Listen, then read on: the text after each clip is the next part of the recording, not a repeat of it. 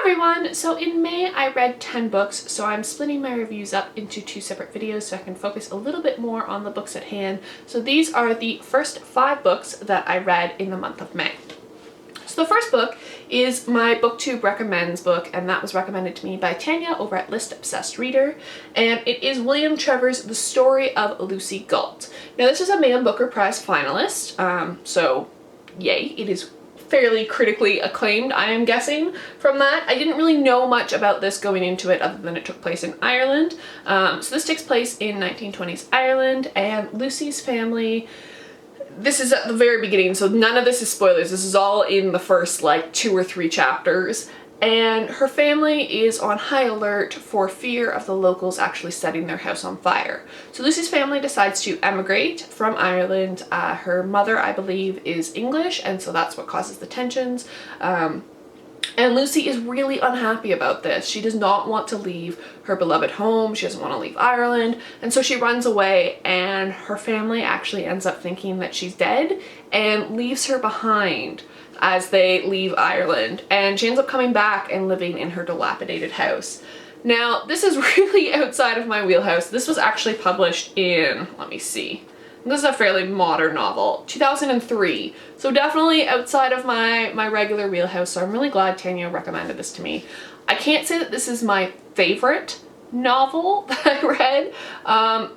It's definitely interesting. I don't know a lot about the 1920s in Ireland or any of the history there because that's not a period that I studied for history.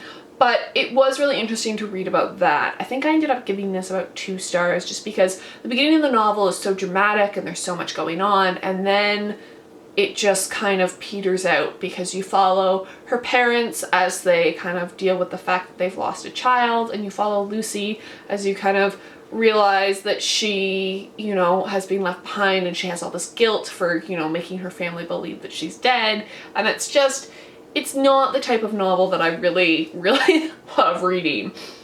But it was, I'm glad that I read it. I'm glad I got outside of my like comfort zone. I'm really enjoying the BookTube Recommends project for that. So next up is another book that I don't love. And I don't think it's going to be much of a surprise to some people, because when I mentioned that I wanted to read this, people are like, don't do this for your first German novel. And I was like, it's not my first German novel. It's fine.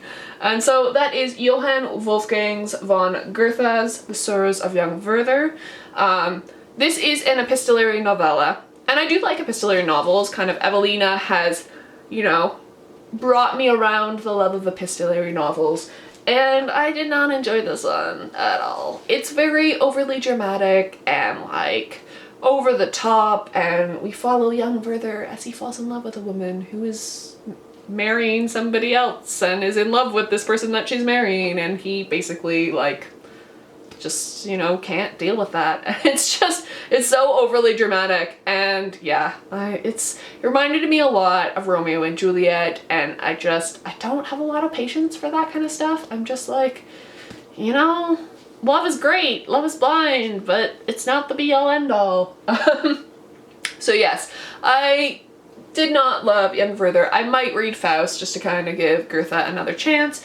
But for now, this also took me forever to read. This is so short. It's just over 100 pages, and it took me about a month to read, which is really frustrating. I just kept setting it down and being like, I don't want to read this. I don't feel like this. I don't feel like this. And I finally had to like sit myself down and be like, you have 30 pages left to go. Just finish it. And so I did, and yeah. So I think it got 2 stars for me on Goodreads. The next 2 books are 2 of my favorites, so if you have watched my May favorites, you already know what's coming, and it is Charlotte Bronte's Shirley. I have it in this Everyman bind-up, which also includes The Professor, which I have not read yet. The Professor will be my last Bronte novel. Sad tear.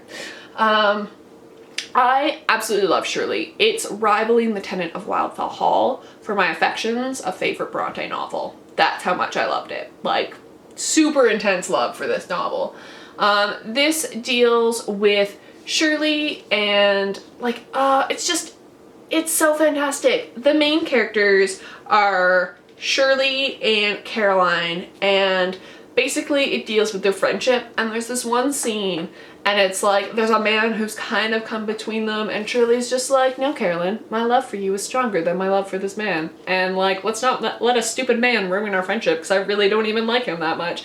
And it's just so great because yeah, oh, it's just fantastic. I absolutely love this. The ending was very kind of cliched, you know, very Austen-esque. I was quite surprised to see this from Charlotte Bronte. It did end quite happily. I'm not going to give anything away, but all the issues are resolved and it's just wonderful, and everybody ends up with who they're supposed to end up, and that kind of made me love it even more. Like it's such a happy and such a delight to read a novel that focuses on female friendship, even over, I would say, like the love affairs going on. Like the friendship between Shirley and Caroline is the backbone of this, and that makes it one of my favorite novels, I think, almost of all time. Like this is definitely, I want to say, in my top 10 for sure. I'm not sure about my top 5, but like it's just so nice. There's not many novels that deal with female friendship. Like Belinda does to an extent, and I really, really love Belinda, but yeah, it just, it's wonderful. So would highly recommend that. So next up is Charles Dickens' David Copperfield, which I listened to on audiobook. Now I had the narration where Richard Armitage narrated it, and that probably made me love this even more because it's Richard Armitage, and the fact that he does voices is just fantastic.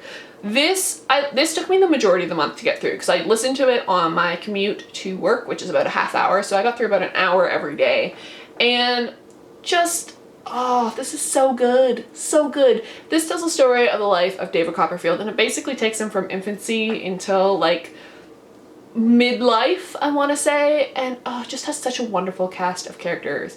If you do not love Betsy Trotwood, you can just stop being my friend and you can just stop watching my videos, because Betsy Trotwood is just, she's absolutely fantastic. She's introduced fairly early on, but she's David's aunt, and she's kind of this spinster who lives on her own and gets really angry when donkeys go on her lawn. There's hilarious scenes where she like freaks out about donkeys and chases them off, and she does this a lot and it's hilarious, which is why there are donkeys on the cover. And it just, she's just such a fantastic like female character for Dickens. Like Dickens tends to write kind of wishy-washy female characters, and or like, you know, the poor woman who, you know, gets seduced by the Lord, which happens.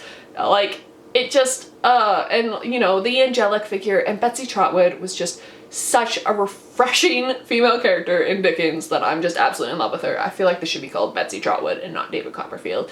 David, as like a character himself, is also really fantastic. He is a writer, you know this from the beginning. He's writing his own history, and it's just, it has so many ups and downs, and it looks at issues of class, it looks at issues of like how people can move in class society, like the social mobility, and it just, it's just so good.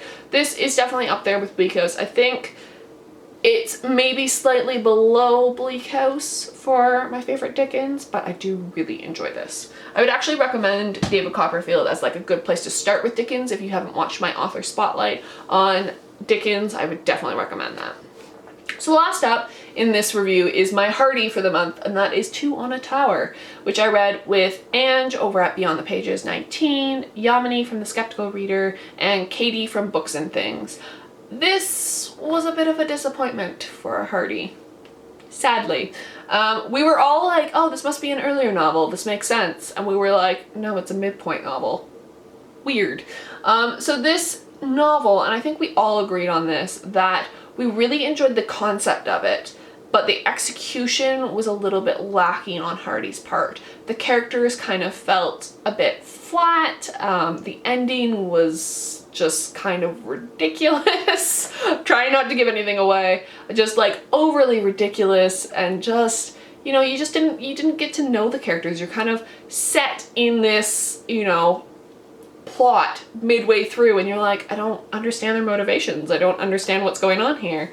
So this tells the story of Lady Constantine, whose husband has gone off to Africa to shoot some lions, and has basically made her promise, because he doesn't trust her, that she is to not mix with society.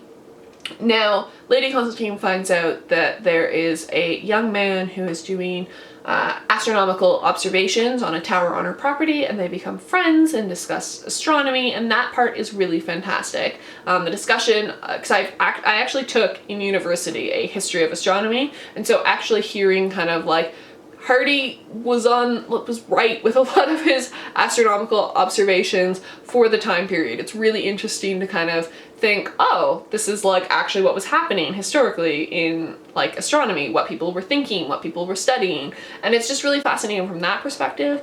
But the characters, we kind of come in midway through, we don't really know them, and which is really surprising from a Hardy, because Hardy is all about the characterization and, you know, getting us to know his characters. And so it was still a 3-star read. Like, it's still Hardy, it's still beautifully written, it's still really wonderful, but it's just not up to like Woodlanders, The Return of the Native, the Far From the Madding Crowd. Like, those are far superior works to this. So sadly, a little bit of a disappointment from Hardy. So that is the first part of my Ray reviews, and I will see you guys in another video. Bye!